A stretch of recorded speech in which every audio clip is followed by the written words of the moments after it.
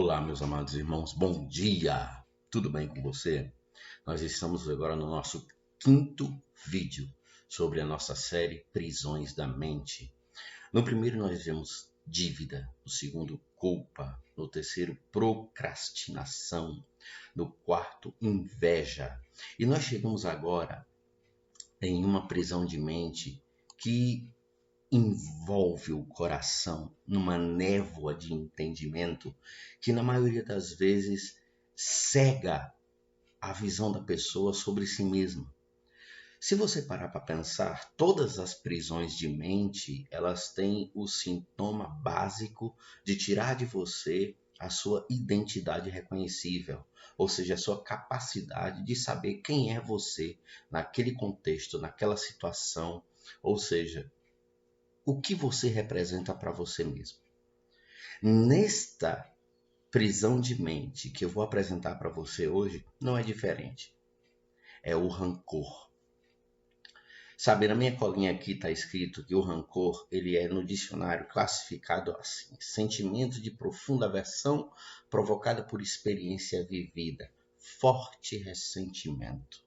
Ou seja, não é apenas a ausência do perdão, porque a ausência do perdão é uma simples mágoa. Contudo, o rancor, ele é o ódio, que ele é fermentado, que ele é multiplicado, que ele é aumentado. Todas as vezes que as pessoas lembram daquele fato, elas falam com uma veemência diferente. Aquela situação, ela é revivida no momento em que ela é contada de uma maneira cada vez mais inflamada. Isso é rancor. O rancor, ele não é passivo. O rancor, ele não é estático. O rancor, ele é crescente. Apesar de invisível, ele cresce dentro das pessoas. E o interessante é que a maioria das pessoas que hoje você vê com depressão, com qualquer tipo de patologia psíquica, em boa parte delas, tudo se origina no rancor. Existe um segmento dentro das ciências psíquicas chamada psicossomática, que nos explica, nos revela que existem sintomas físicos que podem ser gerados pela tua mente. Ou seja, você somatiza aquilo, psicossomática. O rancor é campeão em provocar sintomas físicos, tontura, dor de cabeça, taquicardia. Sabe, tantas vezes por conta de um estado de ânimo você tem consideráveis oscilações de pressão que podem provocar até infarto e morte. Veja aonde pode chegar esta que, a princípio, é definida por nós como uma prisão de mente. Mas como é que a gente se livra do rancor? Como é que a gente pode se curar, se livrar, se libertar dessa prisão de mente? Os passos para deixar para lá, qual seria? Vamos dar uma olhadinha? Eu estou aqui na minha colinha. 1. Reconheça a mágoa. Você foi injustiçado e isso é real. Ter certeza do que acontece e do que aconteceu. Tem pessoas que se acham injustiçadas, tem pessoas que se consideram afetadas, se consideram humilhadas, se consideram menosprezadas, rebaixadas, enfim, se consideram tudo de negativo, porque entenderam mal algo, ou então porque receberam uma informação distorcida, ou ainda porque não procuraram saber a realidade dos fatos. Quando isso acontece, você fica com um mau sentimento, com uma prisão de mente por algo que não existe.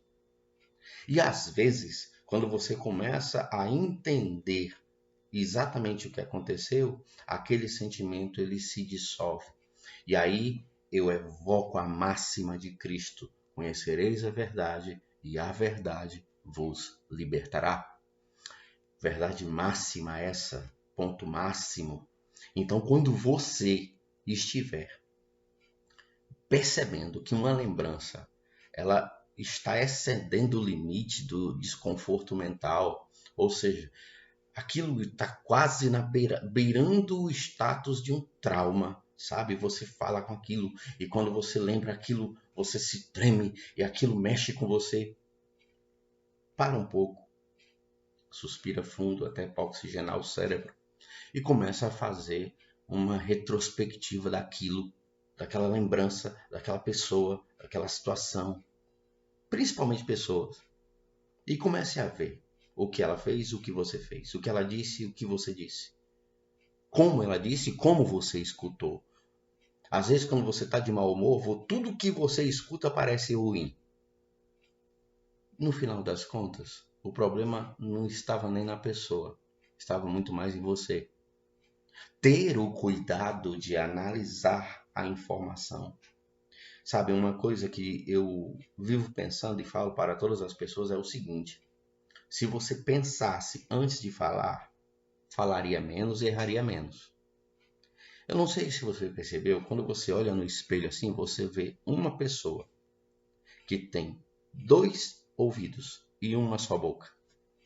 Significa dizer que Deus te fez para ouvir muito mais do que falar.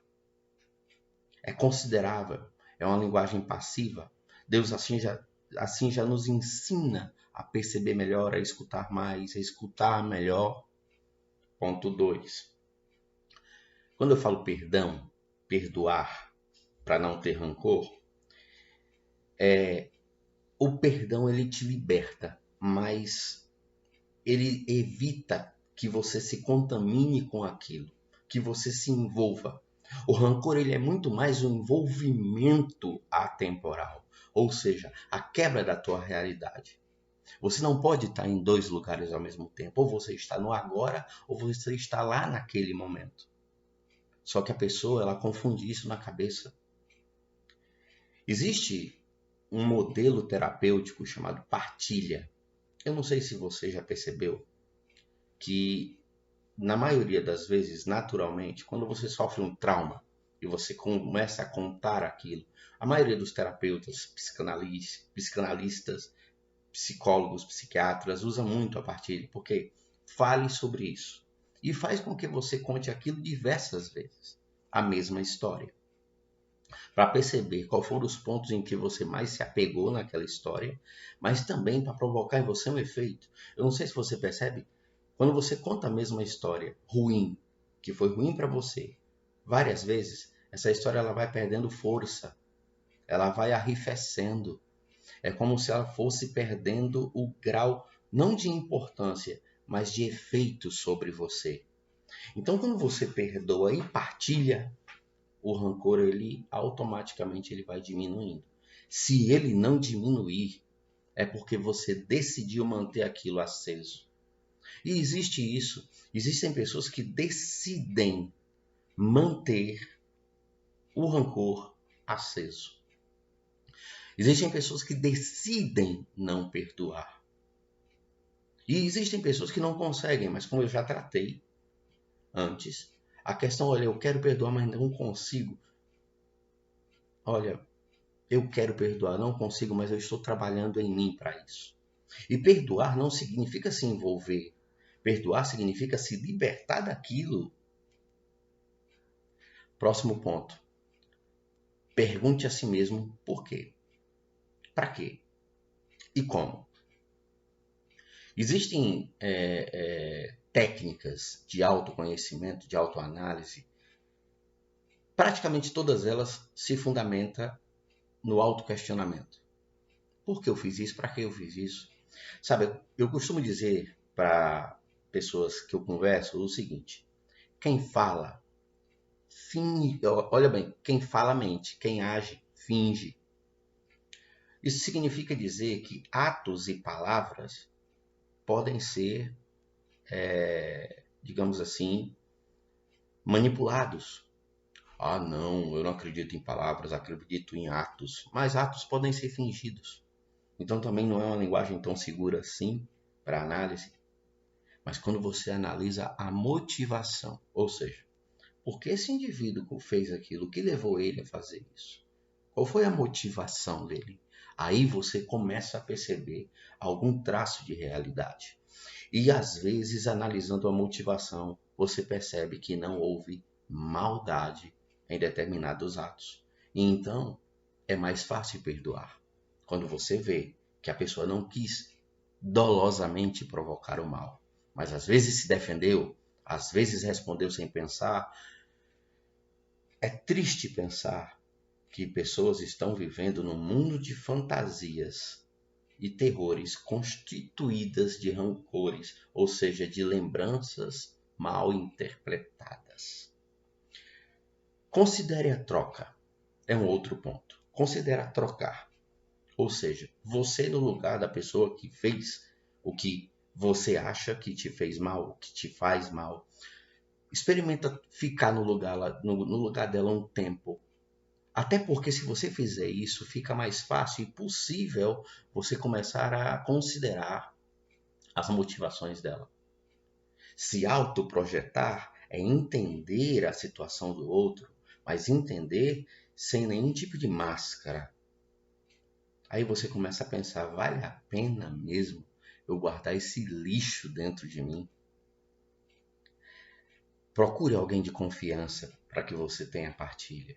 Como eu falei antes, um psicanalista, um psicólogo, um pastor, alguém que você confia, um amigo, mas alguém que seja de confiança, que seja decente, que tenha ética, que não vá transformar a sua história numa coisa pública, ou seja, é preciso ter ética.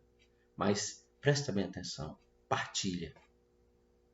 Quando você começa a partilhar, o rancor começa a diminuir, o trauma começa a arrefecer, a lembrança ruim, aquele ciclo mental, ele vai se desfazendo. Não deixe que a raiva te defina. Isso é muito importante. Aquele sujeito é rancoroso. Se alguém em algum momento da vida te definiu assim, você precisa de ajuda. Ah, não, mas é porque eu tô certo, eu fui vítima. A pessoa ela se coloca como se fosse orgulho de ser a vítima do mundo.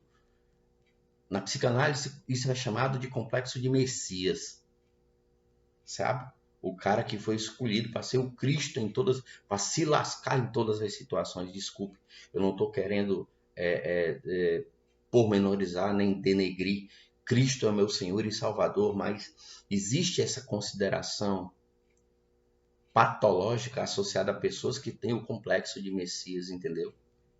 Interessante falar nisso, que no Velho Testamento, lá em Levítico, ainda Pentateuco, Levítico capítulo 19, versículo 18, fala assim, estou aqui na minha colinha, não procurem a vingança em guardar rancor contra alguém, mas ame a cada um seu próximo como a si mesmo. Pois é, Pentateuco, tempo mosaico, e o Levítico ensina a amar o próximo como a si mesmo e a não guardar rancor. Eu fico pensando o seguinte, não guardar rancor é muito mais amor a si mesmo do que a qualquer um. É muito mais benefício a si mesmo. Fico eu considerando a vida de quem vive de rancor em rancor. Como amarga é essa vida? A pessoa ela só consegue ver o que é ruim em tudo e em todos. A pessoa não consegue perceber o bem, o bom e o belo em nada. Ah, você fala isso porque você nunca sofreu isso nem aquilo. O que te garante que eu não tenha sofrido? E o que te garante que você não pode superar o que sofreu? Você tentou realmente? Ou você fingiu tentar? O rancor ele é uma prisão de mente. E definitivamente, você pode tomar uma decisão interessante, que essa palavra na série Prisões de Mente ela é muito recorrente. Decisão. A decisão séria. Não vou ser prisioneiro do rancor. Meus amados irmãos, não seja definido pela sua raiva, não seja definido pelo rancor. Não seja aconselhado pela tristeza e pelas más lembranças. Não faça isso. Não cometa esse crime contra você. Até porque a tua vida vale bem mais e a tua paz vale muito mais. Até o nosso próximo encontro semana que vem, no nosso próximo vídeo, com essa série Prisões de Mente.